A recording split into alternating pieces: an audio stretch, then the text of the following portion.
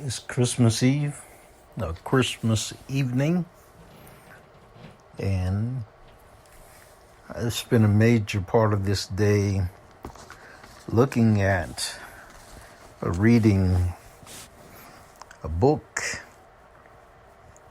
and watching a lot of good things that have occurred, actually watching them and doing a bit of work. I am working on getting the classes up, the inner journey of self-awareness to become one's authentic self, and the many versions of that to get that done, and to have it available to individuals in 2020 is definitely a goal of mine. I see the great value in what we're doing and just thrilled about it. Having a lot of conversations about this. The other day, I had spoken with my own son, who's a psychology major, graduated from school with a degree in psychology, a great psychologist, counselor, compassionate, loving heart. And we were talking about helping veterans and his desire to actually open up a place for veterans to be able to come and to work or to rest, really, and to find care. So it was something that it was dear to his heart and also very dear to mine as well. And so we're looking for something to move forward in regard to that. Please add that to your prayer and treatment list for the upcoming year. We have a spiritual strategic planner that we're working on, getting that ready for you to be distributed to you. We are working on our lists of individuals that we're sending mail to. We've got at least 1,200 individuals who are on the list that we'll be sending it out to, various things so that we can get this going as we go forward into 2020. It's a list that we've had for quite a bit of time and have not previously been able to follow up with the individuals in regard to this particular material that we have. And we have recently been blessed really to get a service and to learn that service. I'm learning it now and learn how to use it, to utilize it. And it's a great service. I'm very thankful to have gotten it. It is put out by a company called HubSpot. You can look at it at HubSpot.com. Just a tremendous service, and I am just thankful. So I'm working with that, and we will get the email out to everyone. And then, of course, we'll have a link for the DRDL Waters at Senior, DRDL Waters Senior. At that place, you'll be able to see the podcast, www.drdlwaters and then SR. So drdlwaters.com. And that's where the podcast is online, and you're able to actually see it there as well. And we want to get that out to everybody. And then also, as I said, we've got a strategic planner for 2020. We're calling it Through the Gate to Everything Great. More in plenty in 2020. Plenty in 2020. And we're looking forward to getting that out so you can make sure you get your plans down, your intentions down for the year 2020 and beyond. Write those down in such a way that they are something that you can imagine, that you can visualize, that you can feel, that you can sense, that you can see, that inspires you. And that way it becomes possible for you to move toward it, feel energetic about what you're doing and who you're being and what you're doing and what you're having. And the energy that you send out, of course, will come back to you in manifestation. And so get that down. We're looking forward to getting that out to you as well. Also, getting your calendar ready for you. Should have that to you. And Journal Master. All of these are items that we want to get out to you. And then, as I said, we're working on the classes, the inner journey of self-awareness to become one's authentic self. So those are some of the things I've been working on, getting all of that online so that it's available really to people all around the world. And then, of course, making sure that they are aware of it through the marketing efforts and all the things that we're doing in regard to that, Facebook, Twitter, and other things of that nature. So those items of social media, getting all of this just together. And I'd love for you to be in prayer and treatment with what we're doing as we move forward into the year 2020, plenty in 2020. And the question of why do we do these things, why keep going and everything like that? Well, of course, there is the statement that is found in the biblical record, but also every spiritual tradition that I'm aware of that seeks to do positive things has in mind that it wants its the people that are believing in, trusting in that particular spiritual tradition has something positive to offer to humankind. And whether you see humankind as having devolved or whether it is evolving, whichever way you may look at that, here we are today. And there is a possibility that we could indeed move to a next level of understanding, next level of unity on a local, national, global level. And that's what we want to see.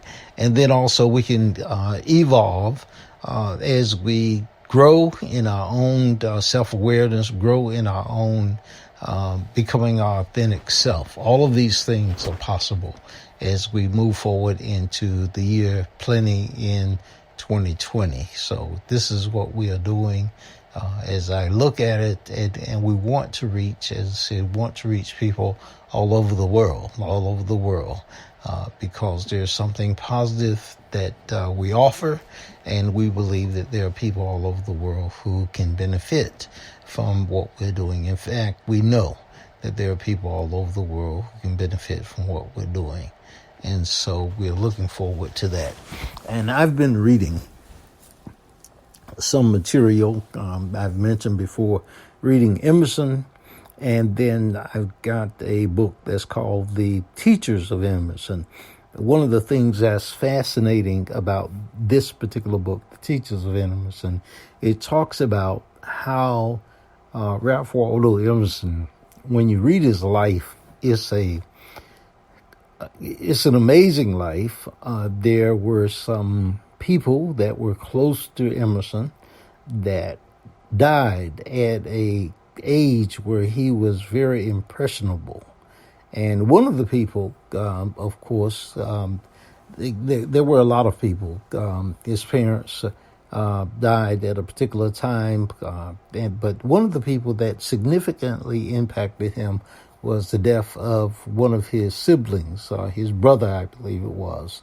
I forget the name of the brother, but he passed away, and that affected Emerson severely, really. It literally changed his life.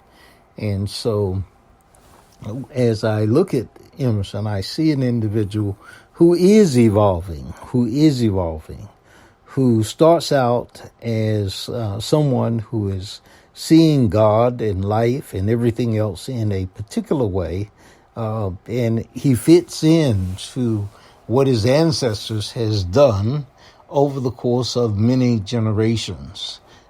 But then he has a particular set of experiences that cause him to question life and whether or not what he has been both taught and what he is teaching, if it is indeed what it is that life is.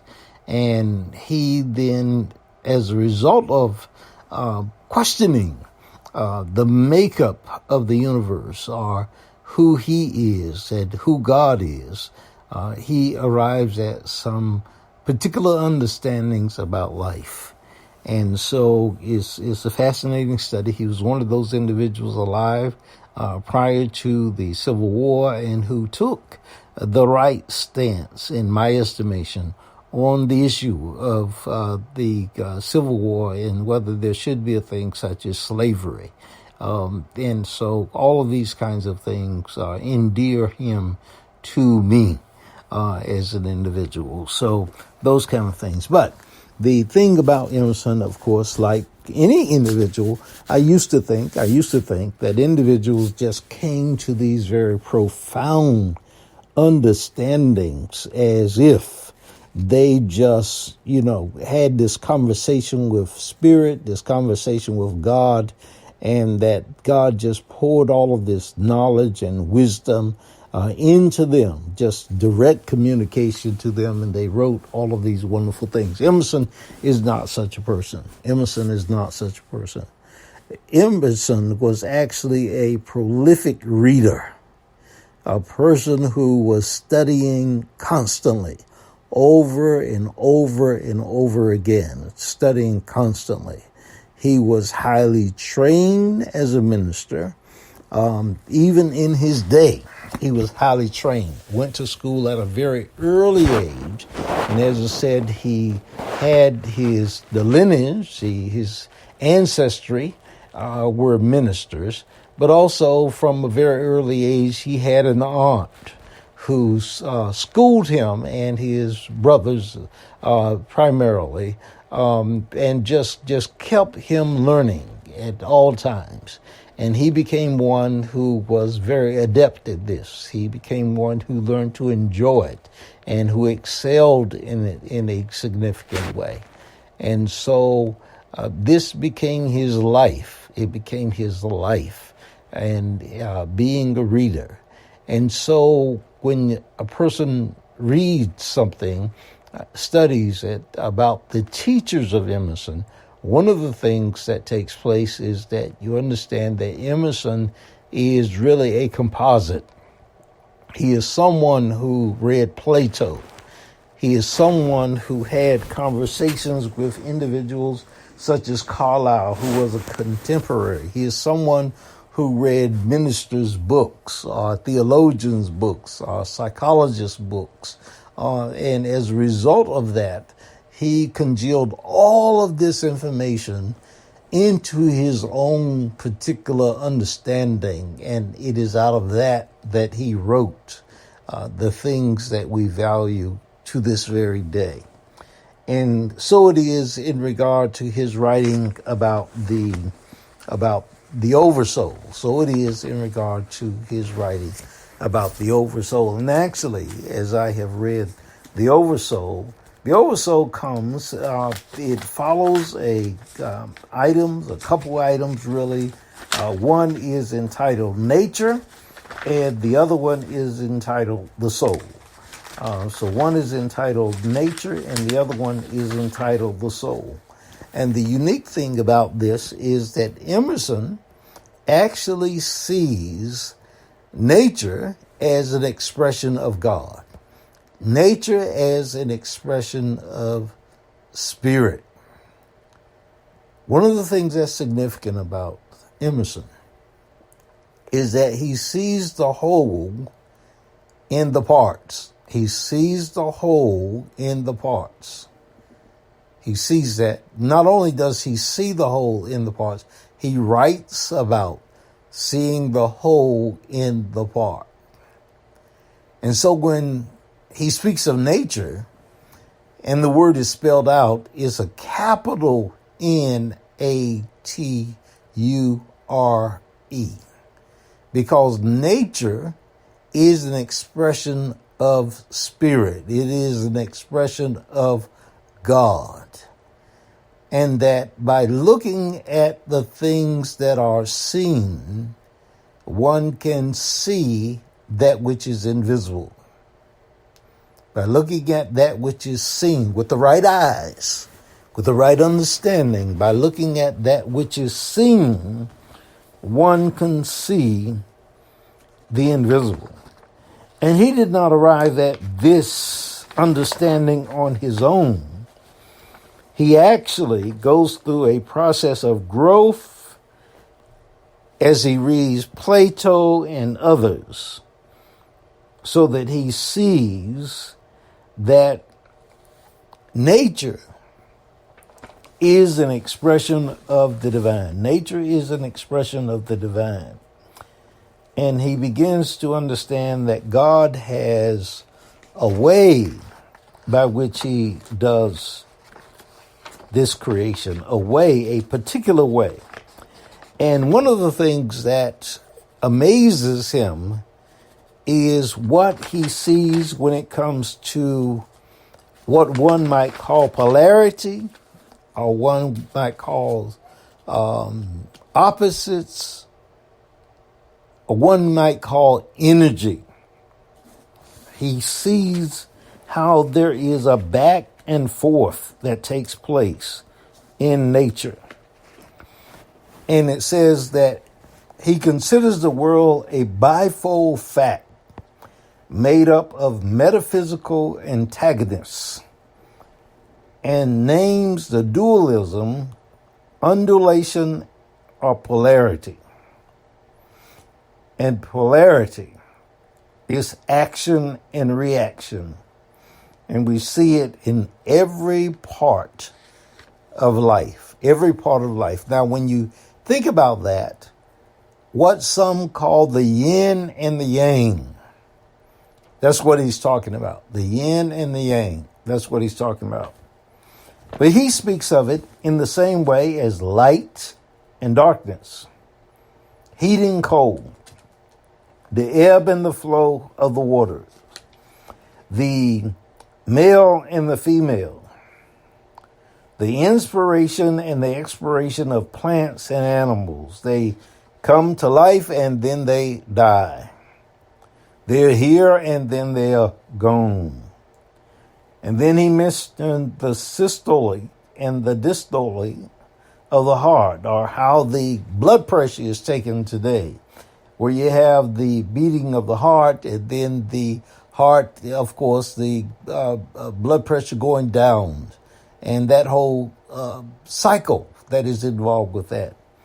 And he talks about the centrifugal and the centripetal, the gravity, the pull, and how that takes place. And he sees all of this as how God is present in earth, how God is present in nature. This entire aspect, or what one would call cause and effect. Yes and no, positive and negative. And that seeing one, you can be certain that the other is near. Seeing one, you can be certain that the other is near. And what eventually, when he comes to the point where he is talking about spirit or God, he also talks about man. So I mentioned that after soul is preceded by nature and soul. Soul is something or oversoul is preceded by soul and man. Soul is something that pertains to man.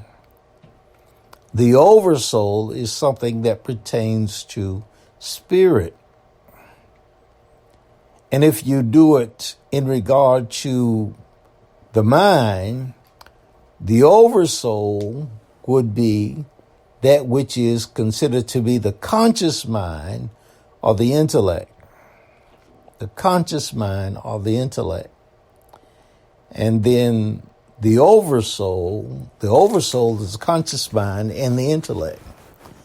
And then the soul would be this aspect really of the subconscious mind. The subconscious mind. And then out of that would come really this aspect of nature or the body of one's affairs. And so you have this aspect of how creation takes place, how something is created, how something is brought forth, not only in regard to God, but in regard to the human as well. Because man and God are one and the same. In the same way that there is light and then there's darkness, one and the other, cause and effect. But one is just a larger one, and the other one is a smaller one. It's a matter of degrees, but not kind. Man is, according to the biblical statement, in the image and likeness of the divine.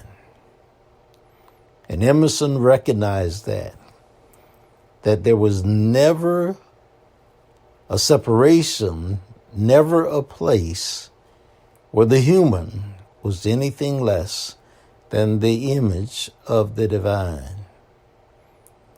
And so in the same way that there is God and that you have the oversoul, then you have the soul, and then you have nature or the creation, that man has a conscious mind, a subconscious mind, and then he has a body.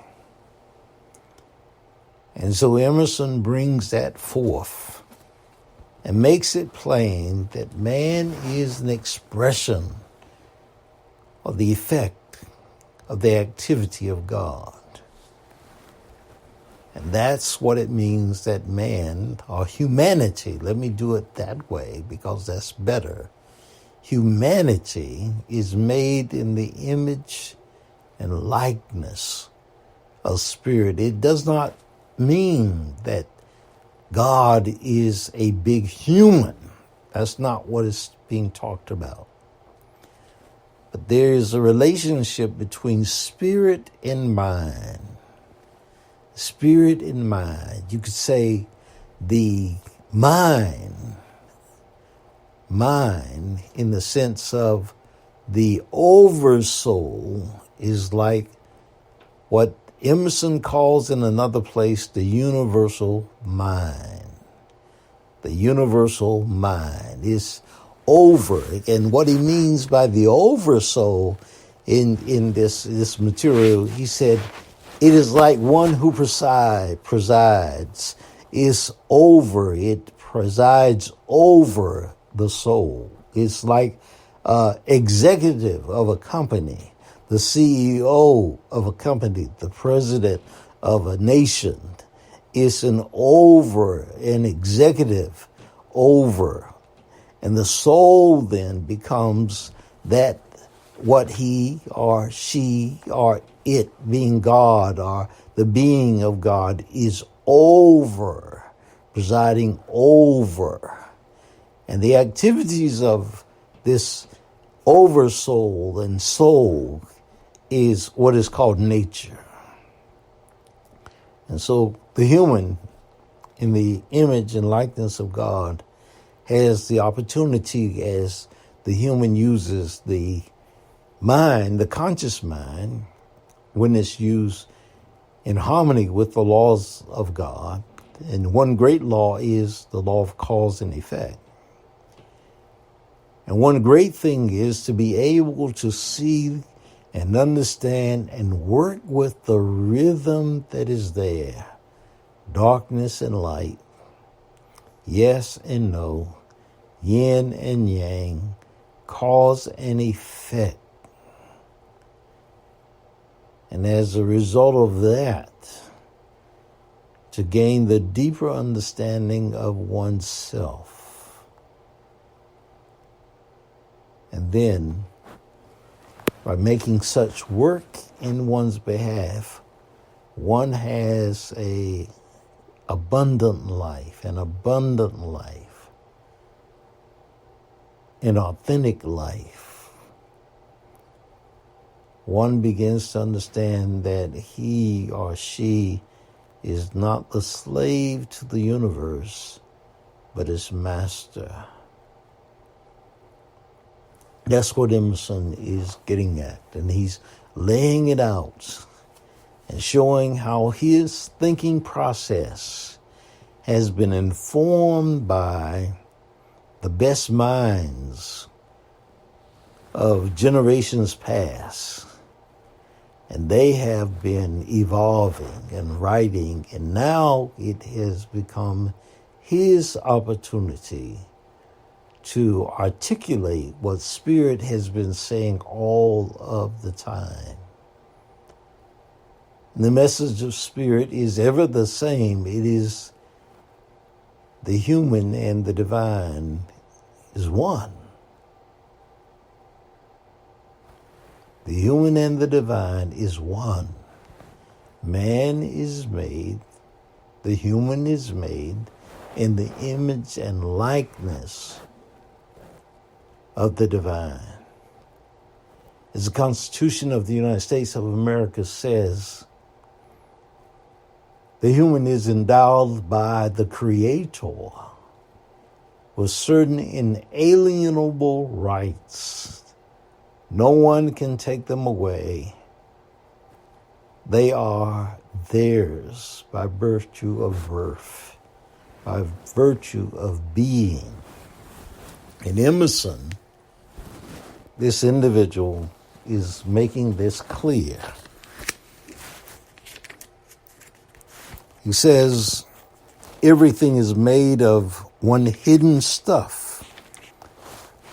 As the naturalist sees one type under every metamorphosis, and regards a horse as a running man, a fish as a swimming man, a bird as a flying man, a tree as a rooted man, every new form repeats not only the main character of the type, but part for part, all the details, all the aims, furtherances, hindrances, energy, and the whole system of every other. Every occupation, trade, art, transaction is a compend of the world and a correlation of each other.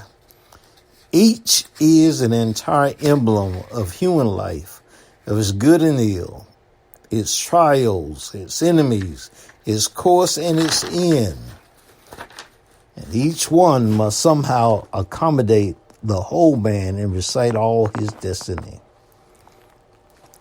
And so with Emerson, he sees that there's a macrocosm. That's the larger, gigantic, universal mind, if you will.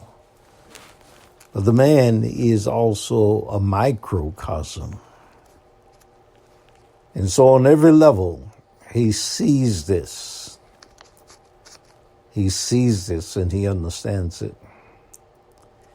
For if man is said to be a microcosm, it is not necessary that each of the elements by a much greater priority should contain in itself approximately all that the world contains totally. In other words, what he's saying is that since man is a microcosm of all that is, and a person really, as he or she begins to understand, or as we would say, take the inner journey of self-awareness, that person not only understands him or herself, They come to understand all that there is in existence. Because the world is inside, or as the biblical statement says, the kingdom of God is within you. The kingdom of God is within you. And by becoming acquainted with the kingdom of God within you, you become acquainted with all there is. And Christmas is that time in which a young child was born, or the celebration of a young child being born, who came and grew, it said, in stature with and in favor with God and man, and who realized in a significant way that the kingdom was within. They live with that knowledge and walk with that knowledge and talk with that knowledge more than any person that we have ever known until this day, or until the day that one of us or all of us walk with and talk with that knowledge. We have the opportunity in this day and time, because of the advance of technology, to grow and to fulfill the prophetic words that have been spoken, to become Christ-like, or to live the authentic life by whatever name you may call it. Such is a gift of Christmas Day. Namaste. Bye-bye.